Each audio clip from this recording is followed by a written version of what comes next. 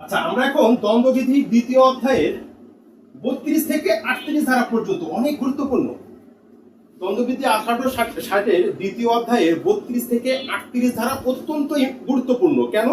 কারণ হচ্ছে কোনো একটি অপরাধকে যদি আমরা সুনির্দিষ্টভাবে আইডেন্টিফাই করতে চাই, তাহলে কিন্তু আমাদের দ্বিতীয় অধ্যায়ের সাধারণ ব্যাখ্যাগুলো সম্পর্কে ধারণা থাকতে হবে। এবং তার মধ্যে 32 থেকে 38 ধারা একটু উল্লেখযোগ্য। তার মানে কি, 32 থেকে 38 ধারা আমাদের জানতেই হবে। সেটি কিভাবে আমরা ছোট্ট একটি টেবিলের মাধ্যমে দেখব। 32 থেকে 38 ধারা। আচ্ছা, আমি আগে একটু বলে নিই, সেটা হচ্ছে 32 ধারায় কি আছে দেখেন। বলছে 32 ধারায় বলা হচ্ছে কি, যে কোনো একটি ইললিগাল ওমিশন সেটা অ্যাক্টের আওতায় আসবে। 33 ধারায় কি বলা হচ্ছে, সিরিজ অফ অ্যাক্ট এবং ওমিশন সেটা কি বলা হবে, ওয়ান সিঙ্গেল অ্যাক্ট হিসেবে কাউন্ট হবে। এটা হচ্ছে আমাদের 32 এবং 33 ধারা।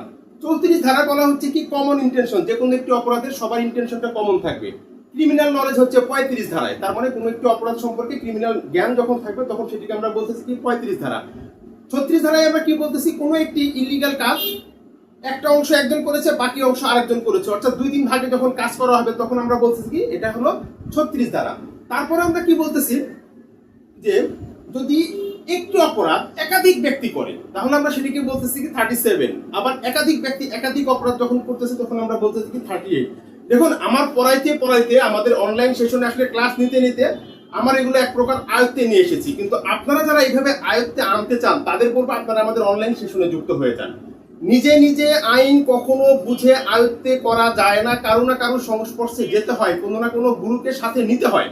তো আপনারা যেভাবেই যেখান থেকে আমার এই ভিডিওটা দেখতেছেন তাদের বলবো, যদি আপনাদের সময় থাকে, আমাদের কিন্তু স্পেশাল একটি ব্যাচ আবার শুরু হতে যাচ্ছে এলএলবি শেষ বর্ষের জন্য। আপনারা অতি দ্রুত আমাদের ব্যাচে অংশগ্রহণ করুন। প্রত্যেকটা আইনের ধারাকে ভেঙে ভেঙে কিভাবে আয়ত্তে করা যায় এটির বাস্তবিকতার নিরুখে আমরা কিন্তু আমাদের অনলাইন সেশনগুলো পরিচালনা করে আসছি। তো এতক্ষণ আমি যেটা বললাম সেটি খুব সহজে আমি এবার টেবিলের মাধ্যমে দেখব।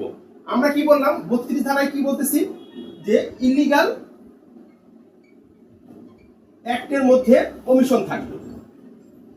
তার মানে ওমিশনটা যদি ইলিগাল হয় তাহলে সেটা কি হবে, অপরাধ বলে গণ্য হবে।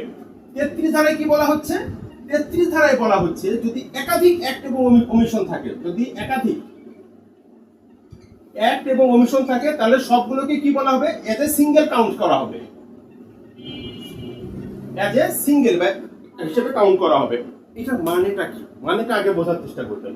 সেটা আমরা কি বলতেছি দেখেন, ইলিগাল অ্যাক্ট এবং ইলিগাল ওমিশন মানে কি।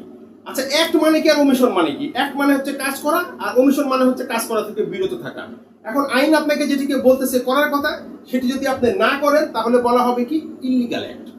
আইন যেখানে বলতেছে খবরদার আপনি এই কাজ এখানে যেতে পারবেন না, এতটা থেকে এতটার মধ্যে এই জায়গায় যাওয়া নিষেধ, তার মানে আপনাকে ওই জায়গায় বিরত থাকতে বলা হচ্ছে, কোনো অ্যাক্ট করতে বলা হচ্ছে না, সেটাকে বলতেছি কি আমরা ওমিশন। ঠিক আছে? তো এই ইলিগাল এবং অ্যাক্ট এবং ওমিশন যদি একাধিক করে হয়ে যায়, যদি একাধিক আপনি কি করে থাকেন, অ্যাক্ট করে থাকেন, অপরাধ করে থাকেন, একাধিক ওমিশন করে থাকেন, তাহলে সবগুলোকেই সিঙ্গেল হিসেবে, সিঙ্গেল একটা অপরাধ হিসেবে কাউন্ট করা হবে। এটা বলা হচ্ছে কোথায়, আমাদের 33 ধারায়। আর 32 ধারায় কি বলা হচ্ছে, আইনগতভাবে যদি ইলিগাল কোনো অ্যাক্ট বা ওমিশন থাকে তাহলে সেটাকে ইলিগাল হিসেবে কাউন্ট করা হবে। এই হচ্ছে আমাদের 32 এবং 33 ধারা। এখন আমরা দেখব, খুব গুরুত্বপূর্ণ, মনোযোগ দিয়ে শুনবেন, 34 থেকে 38 ধারা সবাই ভুল করে। এই ভুলটা আমরা করব না, ছোট্ট একটি টেবিলের মাধ্যমে এখন আমরা দেখব 32 থেকে 38 ধারা। এই 34 থেকে 38 ধারাকে কি করব, আমরা দুইটি ভাগে ভাগ করব। একটি ভাগের আমরা নাম দেব কি, অপরাধী, আর একটি ভাগের আমরা নাম দেব কি, অপরাধ।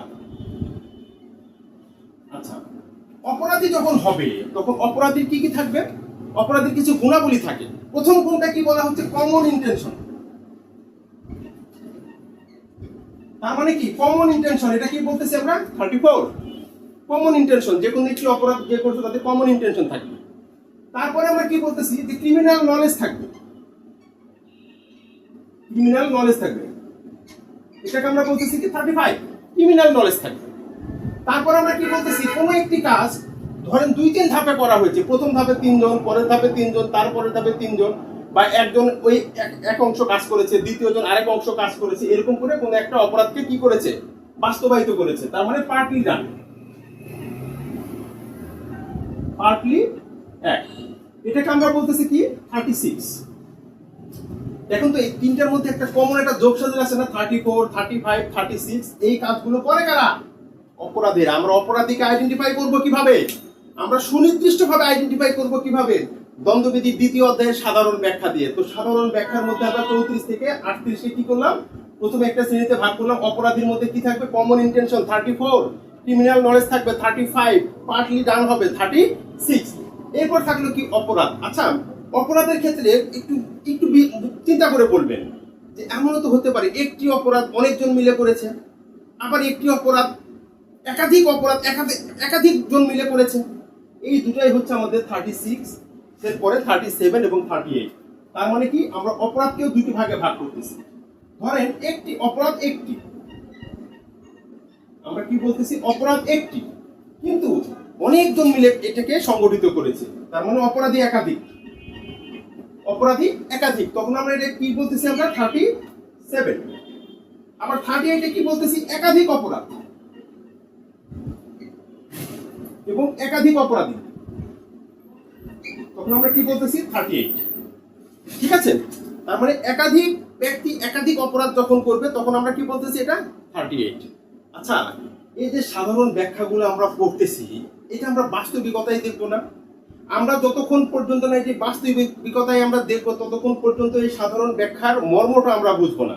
এজন্য আমরা বলি যে আপনারা একটু সময় নিয়ে আমাদের অনলাইন সেশনে আসুন, কেননা আমরা কিন্তু বাস্তবতায় বিভিন্ন মামলার আলোকে এই ধারাগুলোকে কিভাবে নিজেদের মতো করে রপ্ত করা যায় সেই অনুশীলনের পদ্ধতিটা কিন্তু শেখায়। তো আমাদের নতুন একটি ব্যাচ অলরেডি শুরু হতে যাচ্ছে এবং আমাদের সঙ্গে আমাদের বেশ কিছু অ্যাডভোকেট ভাইরা থাকবে আপনাদের জন্য। এই আইন বাস্তবিকতার আলোকে আরো কিভাবে খুব সহজে আপনারা অনুশীলন করতে পারেন সেজন্য আমাদের সঙ্গে বেশ কয়েকজন অ্যাডভোকেট যুক্ত হচ্ছেন।